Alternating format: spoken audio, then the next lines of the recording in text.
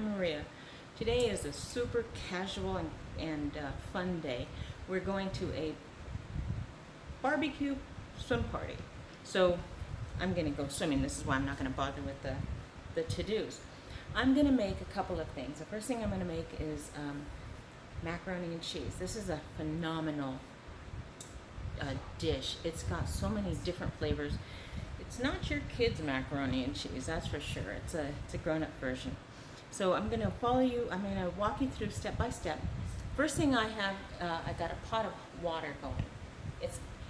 I'm making a pound of pasta, so I'm using a big pot. You want more water than pasta, otherwise it's going to get gunky, and you want a lot.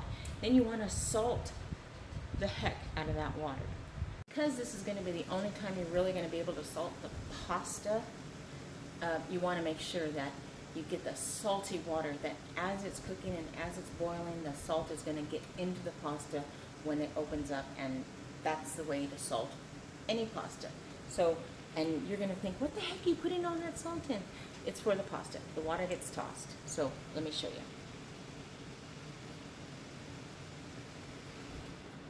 I know, but that's what you want.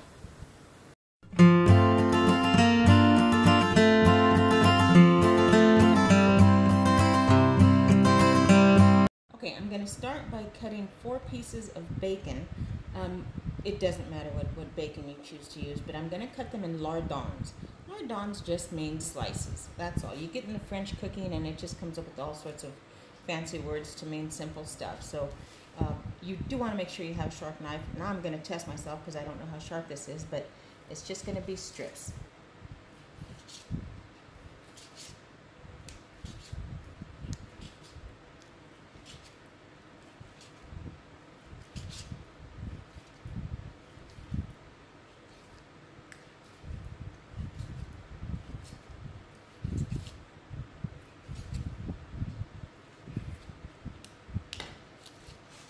That's it.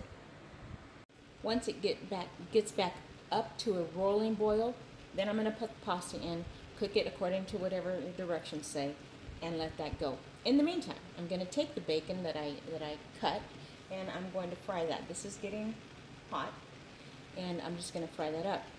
This is going to be the base of my my roux. I'm going to make a roux, which is kind of like remember when I showed you how to make gravy? You get equal fat flour and flour to make a paste, and then you put the liquids in, and then that's exactly what we're going to do with heavy cream, some milk, and cheese. And that's what's going to give it that really great creamy taste. And then a couple other things that are going to just give it more flavor.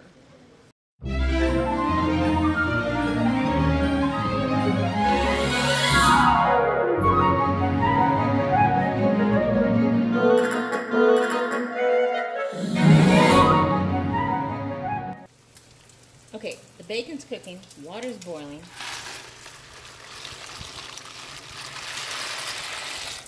I only put my hand there to keep it from splashing and throwing hot water on me. And then I'm just gonna let that boil. I'm gonna stir it a couple of times, and it'll be good to go. So remember, the roux is for gravy is equal parts fat and flour. So I'm using some of the bacon that's in the pan because I want that amazing flavor. And then I'm going to use a ½ cup of butter and a ½ cup of flour. So that's just going to melt down.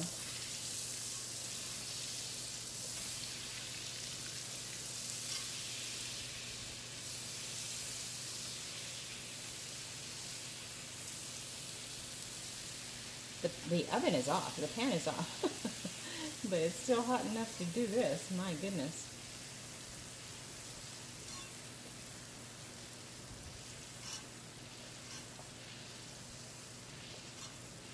So while that's melting, it's not going to take long.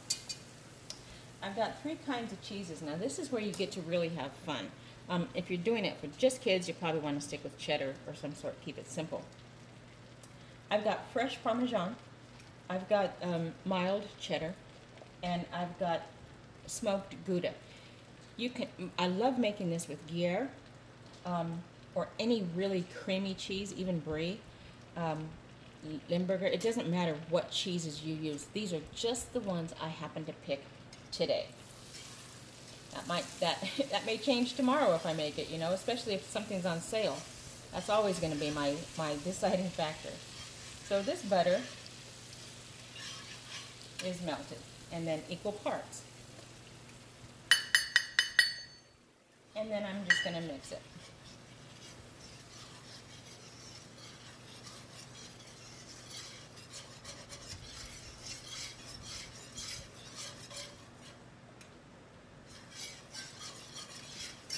And I'm going to keep stirring it. We really do have the best watchdog. Okay, so I'm going to keep cooking this, and the reason I'm cooking it is because I want to get rid of that bland taste of flour. So the flour is going to pick up the flavor of the bacon and the butter. And I'm just going to keep at it. And you always, you know, a trick to a good gravy is to just keep it mixing.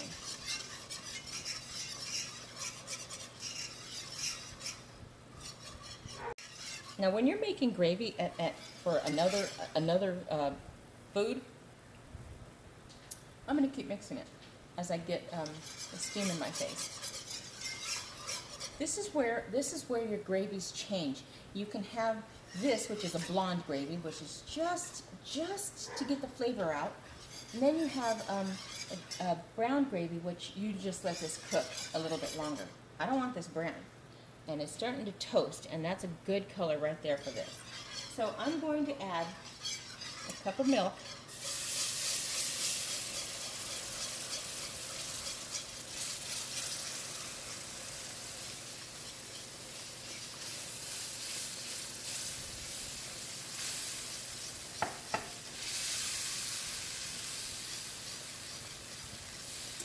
And 1 1/4 cup of heavy cream.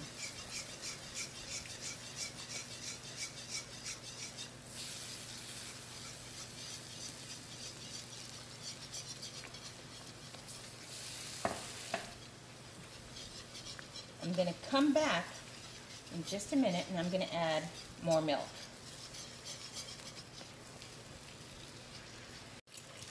You can absolutely add it all at one time, and when you're making gravy, you really can't, you've got to be flexible, because sometimes 1 cup is too much, sometimes it's just not enough. So you just keep playing with it until you get a creamy sauce.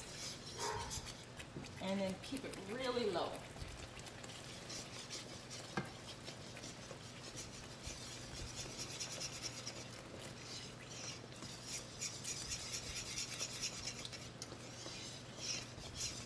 I'm going to go ahead and add the whole thing.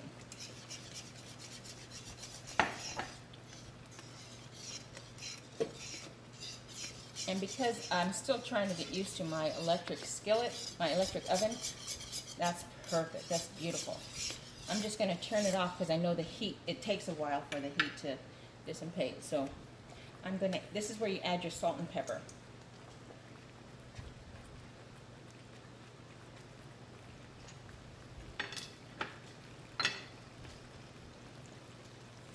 Now, you don't really need a lot of salt because the salt will come from the macaroni.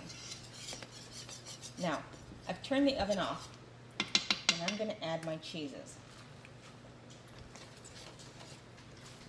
And they're going to get really creamy.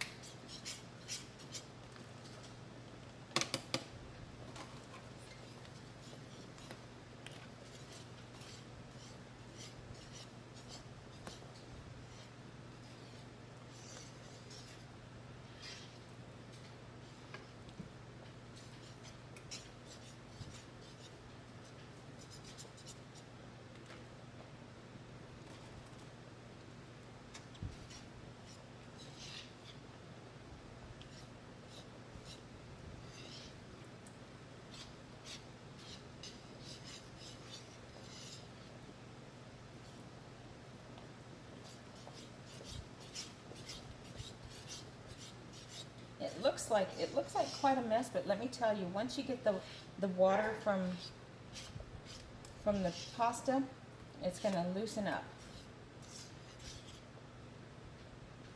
That's beautiful. All right, let's drain the pasta.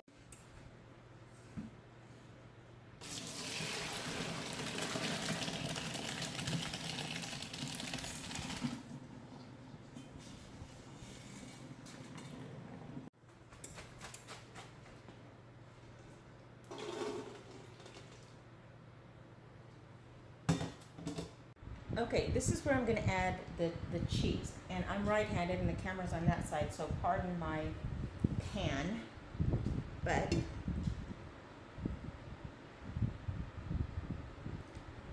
I'm not going to add it all. I'm going to make sure that it's not going to be too much. Let's see.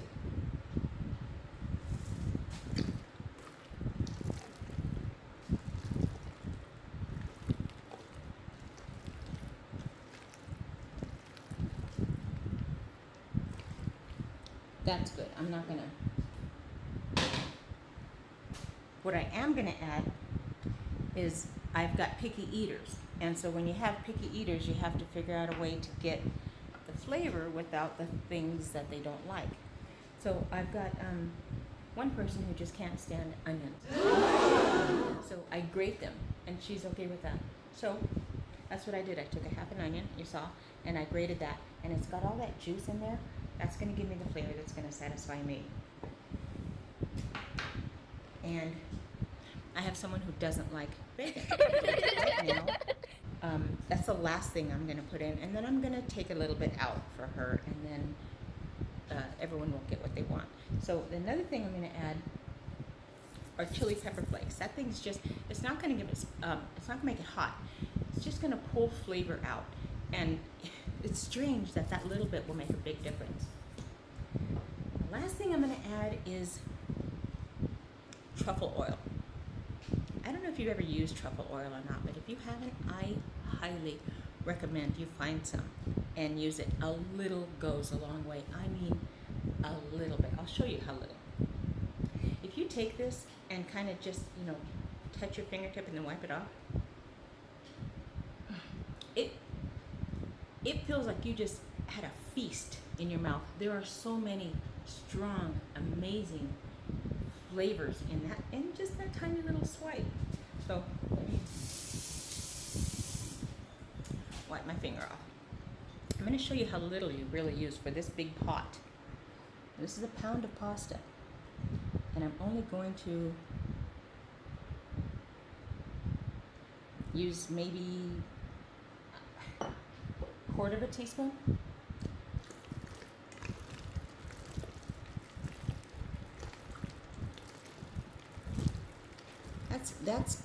That's going to give it that one taste where people don't know what was so good, but they just know that they want more of that in their mouth. That's what truffle oil does. And then the onions. That was half an onion. And then I'm just going to, there's whatever you want. Okay, there's no real measurement on that, but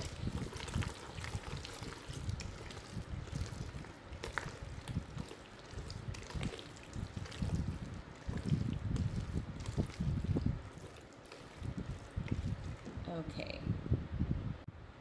And then the bacon.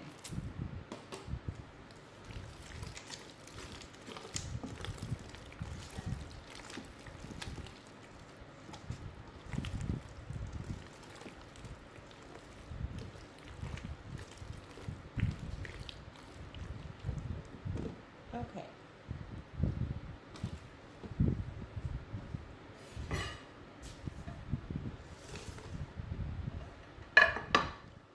I'm going to put it in a pan, then I'm going to top it off with some, you can top it off with anything. You can use smashed croutons are good, especially if they're flavored.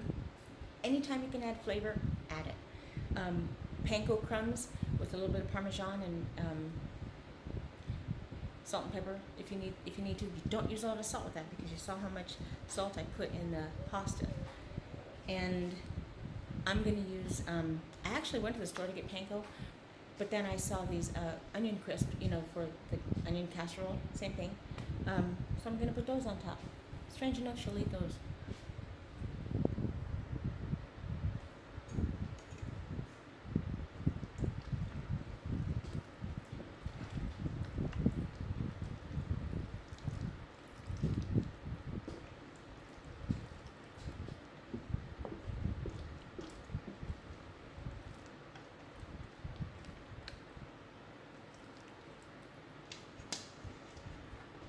And I want everything.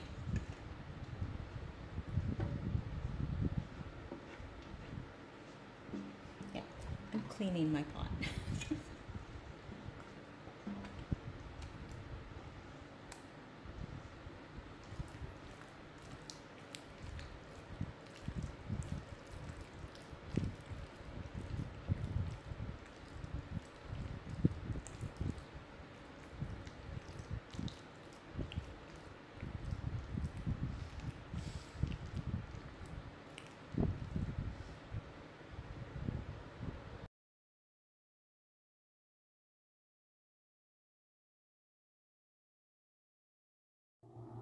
Okay, so this gets in the oven, 350 for about 35 minutes or so. You just want it to get nice and macerated and just kind of join together.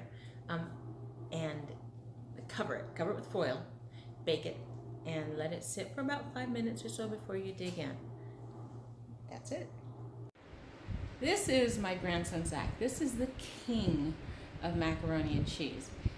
One of his favorite dishes in the world is macaroni and cheese. And steak. And what? Steak. Well, yeah, actually we are making steak. I do have tri-tip in the oven. So you'll be a happy boy. So you'll tell me if this is worthy macaroni and cheese, right? Yes. All right, then let's just see what the connoisseur has to say when it's done. Okay, my friends, that's my macaroni and cheese, all grown up. So flavorful. I hope you enjoyed this video. Thank you for liking. Thank you for watching. Please subscribe and share it and just enjoy it. Until next time, happy baking. Ah, that was fun. Don't forget to like and subscribe.